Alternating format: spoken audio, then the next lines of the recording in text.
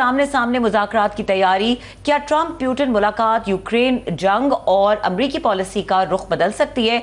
इस पर भी आज के प्रोग्राम में बात करेंगे। और आमिर साहब, स्टार्टिंग फ्रॉम दिस, एक पॉलिसी शिफ्ट हम देख रहे हैं पिछले कुछ दिनों से, जिस तरह से Trump is being very aggressive, लेकिन अब एक प्यूटिन के साथ मुलाकात होने वाली है। आपको लगता है कि कोई डिफरेंट आउटकम्स हो सकते हैं? प्यूटिन के साथ जो मुलाकात का है वो तभी हो पाएगी अगर सारी यूक्रेन के मामले में उनका कोई पहले सेटलमेंट लोअर लेवल पे हो जाए, जो कि अभी वो जो अंग्रेज़ी में कहते हैं there are many a slip between the lip and the cup, तो अभी काफ़ी, क्योंकि प्यूटिन जो है क्लियरली वो कह चुके हैं कि उनकी 2-3 शराइत हैं।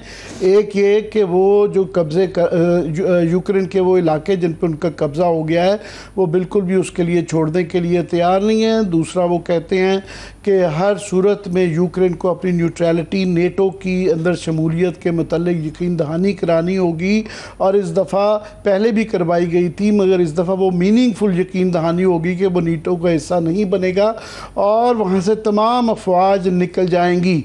ये वो शराइत हैं जिसके लिए ट्रंप साहब के लिए भी मुश्किल है।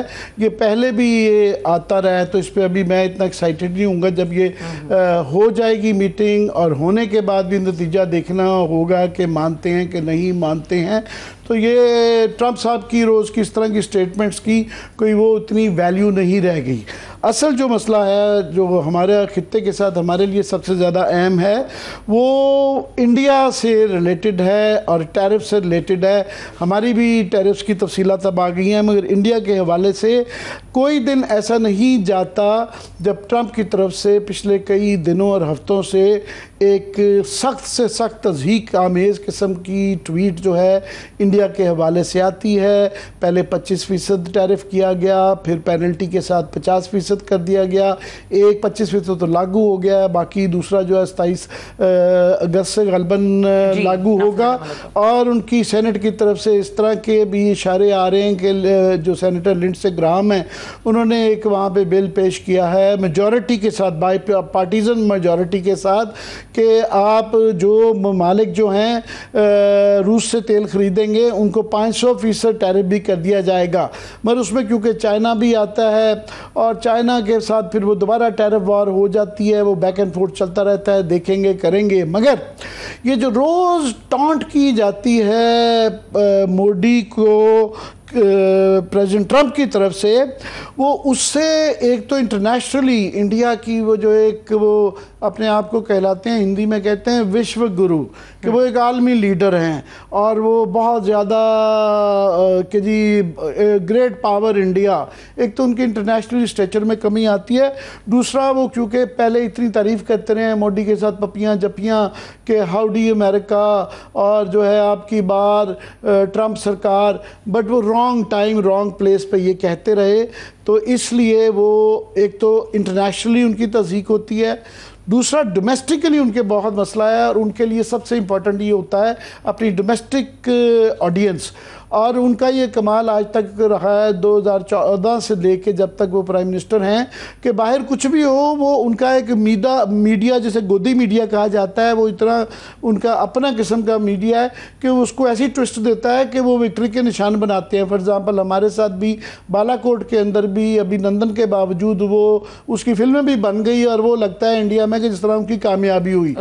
ये ऑपरेशन सिंदूर में 6 जेट तबाह करवा के जो है उसके बावजूद भी उन्होंने ट्विस्ट दी है कि जैसे वो जीत गए हैं। और अभी जो है उनके लिए मुश्किल होता जा रहा है कि इसको डिफेंड करना, कि रोज़ तवातर के साथ प्रेसिडेंट आप जब कहते हैं और उनकी तरफ से जवाब नहीं आ रहा। जो 2 प्रेस रिलीज़ें आई हैं वजारत खारजा की तरफ से आई हैं, ट्रंप नाम ले ले के बोलते हैं और ट्रंप के लेवल से आ रही हैं, जवाब में मोदी नहीं बोल रहे। एक लफ्ज़ उनकी तरफ से ना ट्रंप का आता है और ना मोदी का आता है और ट्रंप का आता है ना अमेरिका का आता है। जो वजारत खारजा की भी प्रेस नोट्स आए हैं उसके अंदर भी ट्रंप का नाम नहीं लिया गया। बड़ी कमज़ोर सी कि देखें ना जी अमेरिका भी जो है रूस से लेता है, यूरोप भी लेता है, इस टाइप की बातें हैं। मगर वो एक कैच 22 सिचुएशन में इंडिया क्लियरली फंस गया है।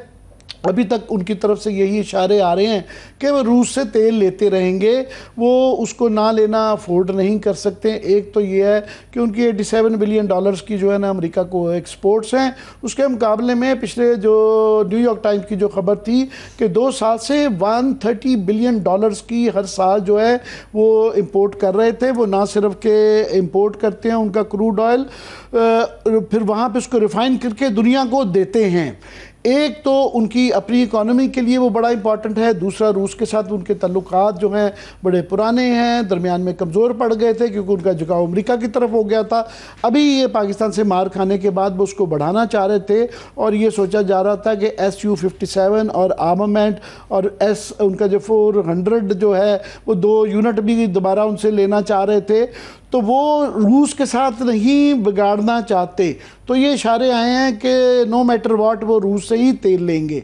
दूसरा है कि जो डोमेस्टिक उनकी तनकीद हो रही है, राहुल गांधी बड़ी खुल के कह रहे हैं कि जनाब ये ट्रंप का नाम नहीं लेते हैं, ये डर गए हैं, ये क्यों नहीं लेते हैं, कहें ये ट्रंप के ख़िलाफ़। और वो कहते हैं कि ये अंबानी और अडानी वहाँ के इंडिया के 2 सबसे बड़े सेठ हैं और ये जो हैं उनकी जेब में हैं और दोनों के ऊपर मुश्किल वक्त है इस वक्त।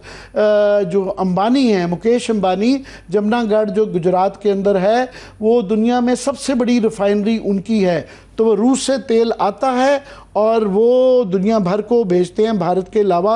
एक इल्ज़ाम ये है कि ये रूस से सस्ता तेल लेते हैं मगर ये उसका बेनिफिट जिस तरह के पाकिस्तान में किया जाता है कि टैक्सेस और लेवीज़ ले लिए जाते हैं, अवाम को जब सस्ता भी इंटरनेशनली पेट्रोल हो तो नहीं देते, तो वहाँ भी यही हो रहा है। 95 रुपये का वो किया जाता है, तो उनके लिहाज से देखा जाए तो वहाँ भी 250 रुपये लीटर का पेट्रोल चल रहा है।